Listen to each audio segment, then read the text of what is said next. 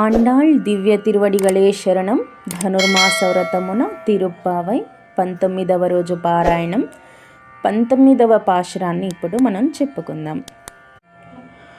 குத்து விளக்கெரிய கோட்டுக்கால் கட்டில் மேல் மெத்தன்ற பஞ்சசயனத்தின் மேலேறி கொத்தலர் பூங்கழல் நப்பின்னை கொங்கை மேல் மெத்து கிடந்த மலர்மற்பாவாய் திரவாய் மெத்தடம் கண்ணினாய் நீயுன் மணாளனை எத்தனை போதும் துயிலிழ ஒட்டாய்கான் எத்தனை ஏலும் பிரிவாத்தகில்லாயால்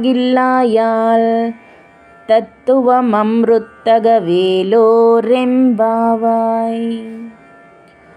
ఈ పాశురం యొక్క తాత్పర్యం ఏంటంటే, గుత్తుల దీపారాధన జ్యోతులు 1000 చుట్లు వెలుగుతూ ఉండగా అందమైన ఏనుగుదంతపు కోళ్ల మంచంపై చల్లగా పాల నురుగవలే తెల్లగా మెత్తగా హంసతూలిక తల్పంపై పడుకుని ఘమ్మని పరిమళించే పూలగుత్తు సిగముడిలో ధరించుకుని బంగారు కలుషము వంటి స్తనములపై హాయిగా పవళించిన మెత్తని వక్షస్థలం గలదానా, పలుకే బంగారమైందా, నోరు తెరిచి పలకవయ్యా.